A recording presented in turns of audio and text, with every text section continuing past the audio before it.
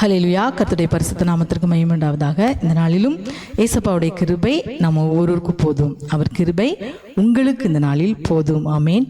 ஒரு குடும்பம் இருந்தது. அந்த குடும்பத்தில் அவங்க வீட்டு முன்னே நிறைய செடிகள் வளர்த்துட்டு வந்திருந்தாங்க. அதனால் அவங்க என்ன பண்ணார், அந்த குடும்பத்தில் உள்ள ஒருவர் அந்த ஒரு பானையை வைத்து அங்கே இருக்கிற செடிகளுக்கெல்லாம் தண்ணீர் ஊற்றி கொண்டு வந்தார். அப்போது ஒரு நாள் பார்த்தீங்கன்னா அந்த பானை அவருடைய கையிலிருந்து தவறுதலாய் கீழே விழுந்தது.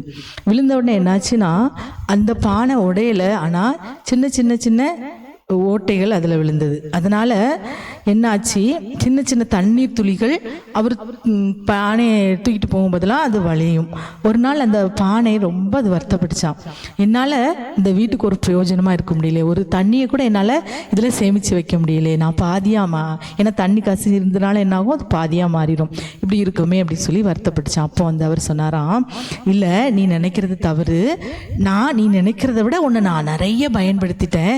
இப்பவும் பாரு, நீ இப்படி கசிறதுனால இந்த பாரு, நான் இந்த பானையை தூக்கிட்டு போகிற இடம்லாம் பாரு எவ்வளோ அழகாக ஒரு தோட்டம் உருவாக்கி இருக்கிறது என்று சொல்லி காட்டுறாராம். ஆமாம், அது அந்த பானையை தூக்கிட்டு போகும்போது அந்த கசிவு விழுந்ததுனால அந்த கசிஞ்ச இடத்துலலாம் நல்ல ஒரு செடிகள் வளர்ந்து அருமையாய் பூவாய் ஜொலித்திருக்கிறது.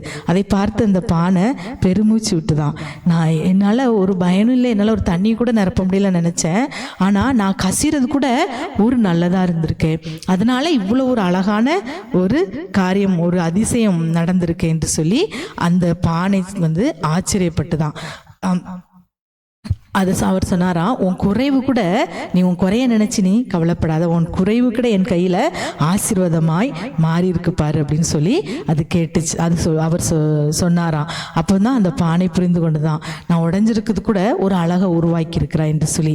அருமையான தேவனுடைய பிள்ளைகளே, நாமும் கூட கர்த்தருடைய வார்த்தையை பார்ப்போம் என்றால் 2 கொரிந்தியர் 12வது அதிகாரம் 9வது வசனத்தை நீங்கள் எடுத்து வாசிங்க. என் கிருபை உனக்கு போதும், பலவீனத்திலே என் பலம் பூரணமாய் விளங்கும் என்றார். ஆகையால் கிறிஸ்துவின் வல்லமை என் மேல் தங்கும்படி என் பலவீனங்களை குறித்து நான் மிகவும் சந்தோஷமாய் மேன்மை பாராட்டுகிறேன். என்னிலே ஒரு குறைவு வரும்போது, என் பலவீனம் வரும்போது அங்கே என்ன வேலை செய்கிறது, அவருடைய கிருபையும் வல்லமையும் அந்த பலவீனத்தில் வேலை செய்கிறதுனால நான் சந்தோஷமாய் என் பலவீனத்தை குறித்து நான் மேன்மை பாராட்டுகிறேன் என்று சொல்லி இந்த வார்த்தையை சொல்லப்பட்டிருக்கிறது. அருமையான தேவனுடைய பிள்ளைகளே, நீங்கள் உங்களிடத்துல குறையென்று நினைக்கிற விஷயத்தை அவருடைய கையினால் அது ஆசீர்வாதமாய் மாறும். அவருடைய கிருபையினால் அது என்ன மாறும், நம்முடைய பலவீனங்கள் கூட அது என்ன செய்யும், பரிபூரணமாய் அவருடைய பலன் நம் வாழ்க்கையிலே விளங்கும்.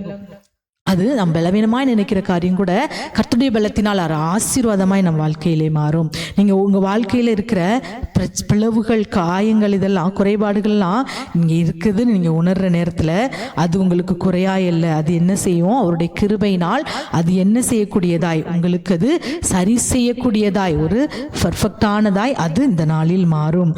ஆகவே தான் கர்த்தர் சொல்றார் பாருங்க, என் கிருபை உனக்கு போதும். ஆமேன்.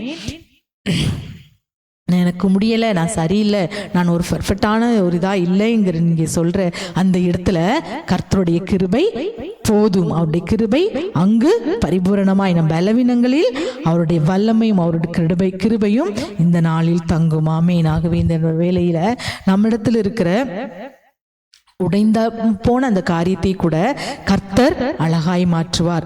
குறைவாய் இருக்கிற காரியத்தில் கூட கர்த்தர் நல்லதை அவர் செய்ய முடியும். ஆகவே உன் பலவீனத்தில் என் வல்லமை வெளிப்படுற இடம்தான் அந்த பிளவு, அந்த ஒரு சின்ன சின்ன கசிவு, அந்த இடத்துல அவருடைய வல்லமை பெரிய அளவில் விளங்கும். ஆகவே இந்த வேலையில் கர்த்தர் எந்த வேலையிலும் நம்மை உதாசீனப்படுத்துகிற தேவனே இல்லை.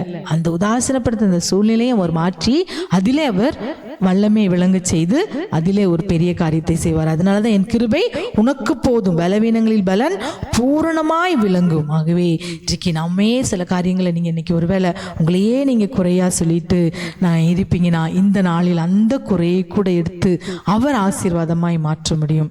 எப்போ அவருடைய கிருபை போதும், எனக்கு அவருடைய கிருபையினால் எல்லாத்தையும் சரி பண்ணுவார் என்று நீங்கள் நினைப்பீங்கன்னா, உங்களிடத்தில் இருக்கிற இந்த சின்ன சின்ன குறைபாடுகளையும் அவருடைய கிருபையினால் அவர் சரி செய்ய முடியும். ஆகவே கர்த்தருடைய பிள்ளைகளாகி நாம் அவருடைய கரத்தில் நாம் இருப்போம் என்றால் அவர் நம்மை அவருடைய பலத்திற்குள் இடைகட்டுகிற தேவனாய் இருக்கிறார். ஆகவே கண்களை மூடி ஜெபிக்கலாமா?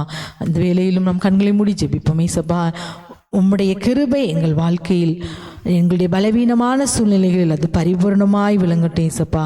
எங்கள் பலவீனங்களை குறித்து நாங்கள் சந்தோஷமாய் மேன்மை பாராட்டுகிறோம். ஏனென்றால் அந்த பலவீனங்களில் நாங்கள் எதை காரியத்தில் பலவீனப்பட்டிருக்கிறோமோ அந்த பலவீனமான அந்த குறிப்பிட்ட காரியத்தில் உம்முடைய பலத்தையும் உம்முடைய கிருபையும் உம்முடைய வல்லமையும் நீர் காண்பித்து அதிலே உம்முடைய கிருபையை பரிபூர்ணமாய் விளங்க செய்கிற தேவன், இந்த நாளிலும் நாங்கள் ஒவ்வொருவரும் உடைய கரத்தில் உடைய கிருபை எங்களுக்கு போதும் என்று சொல்லி ஒப்புக் கொடுக்கிறப்பா. உடைய கிருபையினால் எங்களில் இருக்கிற சிறிய சிறிய கசிவுகள், சிறிய சிறிய குறைபாடுகள் எல்லாவற்றையும் இந்த நாளில் நீர் உடைய வல்லமையினால் மாற்றும் பெரிய காரியங்களை செய்யும். ஜெபிக்கிற ஒவ்வொரு பிள்ளைகளுடைய வாழ்க்கையும் ஆசீர்வதியும் பலப்படுத்தும். இயேசுவின் நாமத்தில் ஜெபிக்கிறோம் நல்ல பிதாவே, ஆமேன், ஆமேன்.